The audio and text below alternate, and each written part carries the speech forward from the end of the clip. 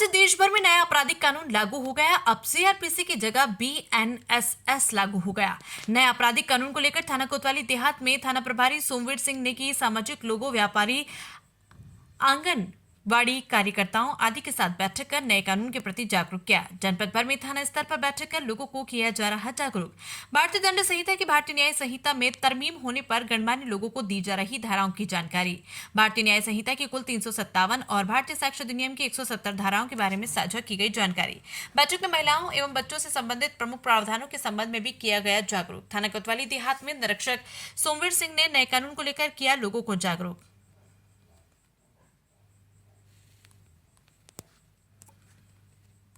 Sir, आज जो कोतवाली देहात में एक मीटिंग आयोजित की गई है नए कानून को लेकर, सर क्या क्या धाराओं में चेंजिंग हुई है? ये आज के दिन 1 जुलाई 2024 को हमारे देश में 3 जो मेजर एक्ट हैं वो नए मेजर एक्ट आज से लागू हुए हैं। जो पहले भारतीय दंड विधान होता था तब उसका आज से जो प्रचलन में आ गया है भारतीय न्याय संहिता बीएनएसएस प्रचलन में आ गया है। इसी तरह जो दंड प्रक्रिया संहिता थी वो भारतीय नागरिक सुरक्षा संहिता के रूप में आज से जो है परिवर्तित हो गई है और भारतीय साक्ष्य अधिनियम, ये 3 मेजर एक्ट आज से हमारे देश में लागू हुए हैं।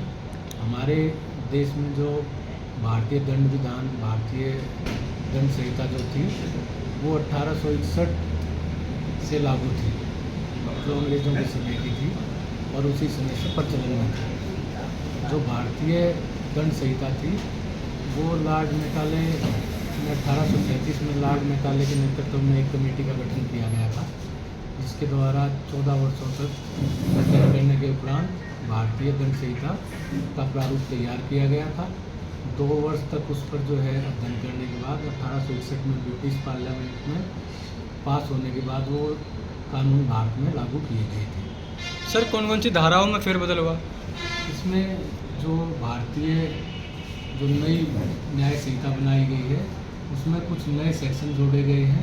कुछ जो पुराने सेक्शन थे जो अप्रसाद हैं, जिनका कोई औचित्य नहीं बचा था, वो समाप्त किए गए हैं और धाराओं में कुछ अन्य फेरबदल किए गए हैं।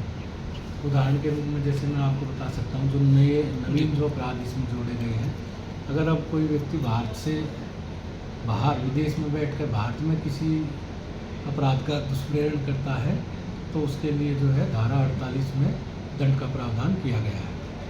इसी तरह अगर कोई व्यक्ति किसी महिला को, भले ही वो बालिग हो, शादी का झांसा देकर या नाम पता छिपा कर, फर्जी नाम पता बता कर शारीरिक संबंध बनाता है तो उसको धारा 69 में परिभाषित किया गया है, दंड का प्रावधान किया गया है। इसी तरह जो बच्चों से जो है पैसे देकर जो अपराध कराने वाले व्यक्ति हैं उनके खिलाफ धारा 95 में दंड का प्रावधान किया गया है। जो संगठित अपराध होते थे पहले, वो किसी भी तरह का अपराध होता, चाहे शरीर संबंधी चाहे संपत्ति संबंधी, अगर कोई व्यक्ति गिरोह बना कर करता था तो उसके लिए नए सेक्शन का जो है प्रावधान किया गया है। अब उनके लिए जो है परिभाषा और दंड का प्रावधान धारा 111 भारतीय न्याय संहिता में किया गया है। इसी तरह आतंकवाद के लिए नई धारा का समावेश किया गया है। अब अगर कोई भी व्यक्ति आतंकवादी गतिविधियों में लिप्त पाया जाता है तो धारा 113 भारतीय न्याय संहिता के अंतर्गत उसको जो है दंडित करने का प्रावधान किया गया है। इसी तरह अगर कोई राज्य के विरुद्ध अपराध करता है, राजद्रोह करता है, तो राजद्रोह का कानून तो अब जो है पुराना 124 से ख़त्म कर दिया गया है। ठीक है, राज्य के विरुद्ध कोई अपराध करता है तो उसके लिए धारा 152 का प्रावधान किया गया है। इसी तरह स्नैचिंग को जो है धारा 304 भारतीय न्याय संहिता में अपराध में जो है परिभाषित करते हुए दंड का प्रावधान किया गया है। ठीक सर। इसी के परिप्रेक्ष्य में कुछ धाराएं जो है अब नए रूप में जो है वो आ गई। ठीक सर। ये सर, जो नई जो कानून लागू किए गए हैं जी, इसमें जो है जल्दी न्याय, समय पर न्याय का प्रावधान जी, इन कानूनों के अनुसार किया गया है। जल्दी कहते सर? कानून लागू होने के बाद अधिकतम 3 साल में आपको जो है न्याय मिल जाएगा। जो पहले 10 साल, 15 साल, 20 साल तक मुकदमे चलते थे, अब उसके लिए समय सीमा निर्धारित कर दी गई है। 3 साल के अंदर आपका जो भी मुकदमा होगा उसका जजमेंट हो जाएगा। इसी तरह आप जो है अगर इलेक्ट्रॉनिक माध्यम से अपनी एफआईआर दर्ज कराना चाहते हैं तो आप जो है इलेक्ट्रॉनिक माध्यम से भी अपनी एफआईआर शिकायत देकर दर्ज करा सकते हैं, लेकिन उसके लिए आपको 3 दिन के अंदर थाने पर आकर अपनी जो आपकी शिकायत होगी उसको आपको जो है साइन करने होंगे, ठीक है। ओके इसी तरह जो रेप के मामले होते थे महिलाओं के, जी। उसमें अब डॉक्टर को 7 दिन के अंदर जो है मेडिकल रिपोर्ट पीड़िता की पुलिस अधिकारी को देनी अनिवार्य कर दी गई है। जो मेडिकल में देरी से मिलता था जी। उसके लिए समय सीमा 7 दिन की निर्धारित कर दी गई है। इसी तरह पहली सुनवाई के 60 दिनों के भीतर आरोप तय होंगे। जैसे आपका मुकदमा है कोई और वो आरोप पत्र लगा के जो है न्यायालय में गया, तो आरोप पत्र न्यायालय में जाने के बाद 60 दिन की सुनवाई के अंदर ही उसमें चार्ज बनाने आवश्यक होंगे। पहले जो है चार्ज बनने में काफ़ी समय लग जाता था। इसी तरह अगर कोई अपराधी है, घोषित अपराधी है, अगर वो 90 दिन तक जो है नहीं आता है तो वो 90 दिन के अंदर घोषित अपराधी उसके खिलाफ जो है मुकदमा ट्रायल पा जाएगा। इसी तरह आपराधिक मुकदमों में मुकदमे की समाप्ति के 45 दिन के अंदर निर्णय देना अनिवार्य होगा। अभियोजन की मंजूरी, दस्तावेजों की आपूर्ति, कार्यवाही, मुक्ति याचिका दायर करना, आरोप तय करना, ये एक निर्धारित समय सीमा के भीतर पूरा किया जाना अनिवार्य होगा। इसी तरह जो है आपराधिक कार्रवाई में जो स्थगन ले लेते थे, वो जो है आपराधिक कार्रवाई में 2 से अधिक स्थगन देने की अनुमति अब नहीं होगी।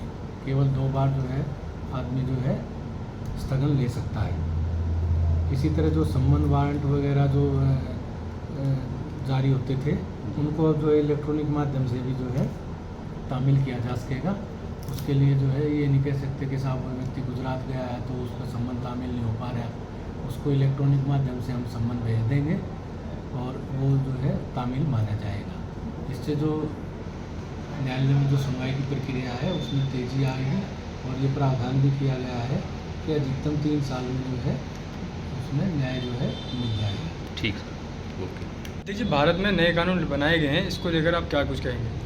मैं केंद्र सरकार का बहुत बहुत धन्यवाद करूंगा कि जो हमारे कानून में जितनी भी परेशानियाँ थी और थानों के चक्कर लगाए जाते थे, वो सारी चीज़ें ख़त्म करके अब ये समझ लीजिए जब भी कभी व्यापारी पे कोई बात आती तो हिंसक रूप से अगर कोई प्रोटेस्ट करता था, कभी भी कोई भी प्रोटेस्ट कर रहा तो व्यापारी की दुकान पहले बंद कराता था, उसकी लूट खसोट करता था। आप पहले भी देख रहे थे, उन पर भी आज इस जो नई प्रणाली है उसमें व्यवधान करने पर, कहीं सड़क को रोकने पर किसी भी कोई भी संगठन हो वो नहीं कर सकता।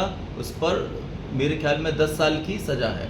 और हम कोतवाली देहात में आए हैं, हम यहाँ के SHO सोमवीर सिंह जी हैं, इन्होंने बहुत अच्छी तरीके से समझाया ये सारी चीज़ें। सबसे अच्छी बात क्या है कि हमें ऑनलाइन हम लोग आ गए, ये नहीं पता चलता था कौन से थाने का मामला कौन से थाने का मामला नहीं है। आप ज़ीरो रिपोर्ट भी कहीं पर भी कर सकते हो।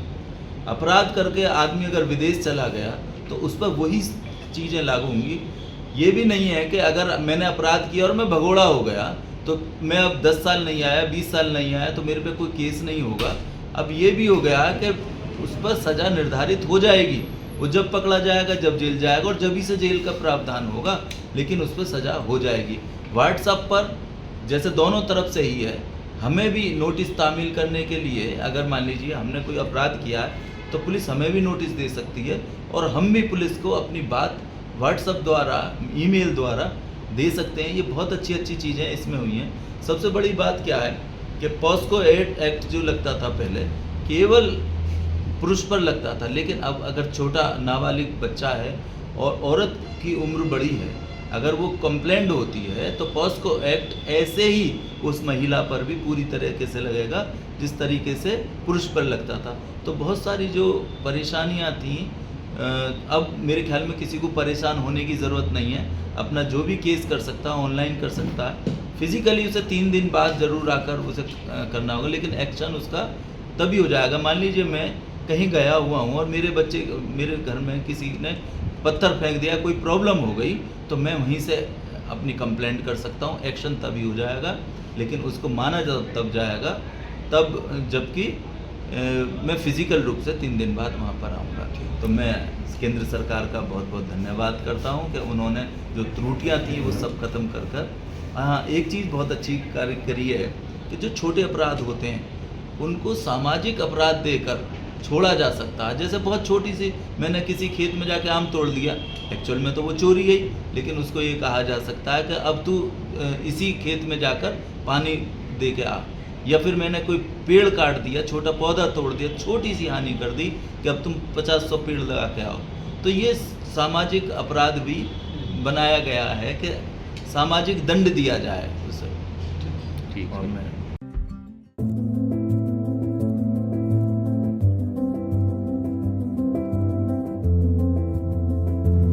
एक ऐसा हॉस्पिटल जहां मिलेंगी आपको सभी सुविधाएं, जैसे प्रसव की सुविधा, स्पेशल लेडी डॉक्टर द्वारा एक्सरे एवं ईसीजी, 24 घंटे हड्डी रोग, बाल रोग विशेषज्ञ, नॉर्मल डिलीवरी व ऑपरेशन द्वारा डिलीवरी, नेब्यूलाइजर, ऑक्सीजन की सुविधा, 24 घंटे सभी प्रकार के ऑपरेशन, दूरबीन द्वारा अपेंडिक्स, बवासीर, बच्चेदानी, पथरी, पित्त की थैली के ऑपरेशन की सुविधा, आपातकालीन दुर्घटना के इलाज की सुविधा, समस्त सभी स्त्री रोगों का संपूर्ण इलाज, वरिष्ठ डॉक्टरों द्वारा आदि एक्सरे की सुविधा, नाक, कान, गले आदि का ऑपरेशन किया जाता है। आयुष्मान कार्ड धारक को निःशुल्क इलाज की सुविधा भी उपलब्ध है। प्रत्येक बृहस्पतिवार को ओपीडी फ्री रहती है। हमारा पता है लल्ला बाबू चौराहा रोड निकट मुस्लिम इंटर कॉलेज बुलंदशहर। तो देर ना करें, जल्द आए। Meerut lifeline multinational hospital.